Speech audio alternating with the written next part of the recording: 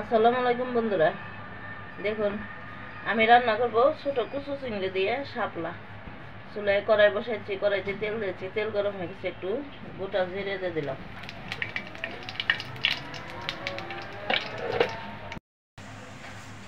জিরাটা ভালো করে তেলে হবে, তারপর পেঁয়াজ কুচে দেবো, দিয়ে দিলাম কিছুটা পেঁয়াজ কুচি।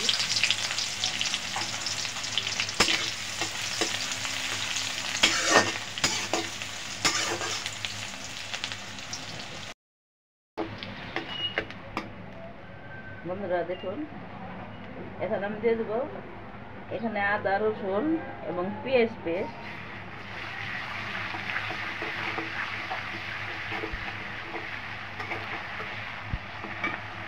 দিয়ে দেবো এই যে ছোট চিংড়ি এবং চিংড়ি মাছের মাথা বাটা।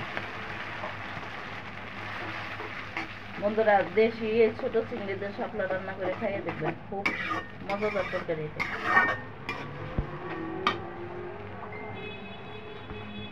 সামান্য পানি অ্যাড করে দেব। এখন আমি একে একে মশলাগুলো দিয়ে দেব। বন্ধুরা এখন মশলা অ্যাড করে দেবো, দিয়ে দিলাম কিছুটা মরিচের গুঁড়া, হলুদের গুঁড়া, দেবো একটু দইনা গুঁড়া, তো লবণ অ্যাড করে দেব। এখানে মশলাটা ভালো করে কষিয়ে নেব।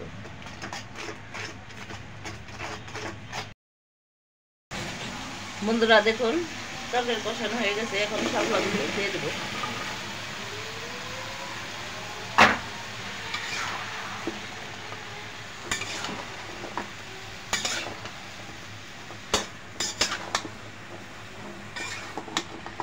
বন্ধুরা এটা ডাকবো না, আমি ডেকে দিলে পানি উঠে পড়ে যাবে।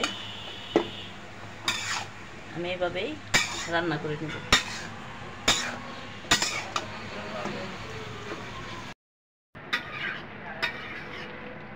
বন্ধুরা দেখুন আমি ডেকে দিই নাই, তারপরে পানি উঠে ভরে গেছে।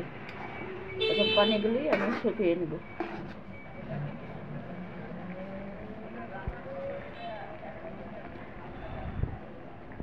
বন্ধুরা কিছুটা কাঁচা মাছের খালি দিয়ে দেবো।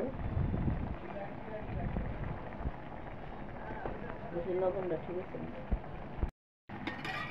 লবণ ঠিক আছে। আমি আর কিছুক্ষণ রান্না করে নেব।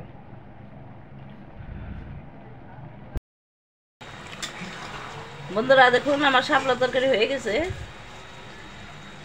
এখন নামিয়ে পরিবেশন করব। বন্ধুরা আমার শাপলা তরকারি রান্না যদি আপনাদের কাছে ভালো লেগে থাকে, আমার চ্যানেলকে সাবস্ক্রাইব করবেন, লাইক দিবেন, কমেন্ট করবেন, শেয়ার করবেন প্লিজ। বন্ধুরা অসুস্থ শরীর নিয়ে রান্না করি, আপনাদের কাছে খুব অনুরোধ করে বলতেছি, যারা আমার ভিডিও দেখেন এখন সাবস্ক্রাইব করে নাই, তারা সাবস্ক্রাইব করে আমার বন্ধু হয়ে যান।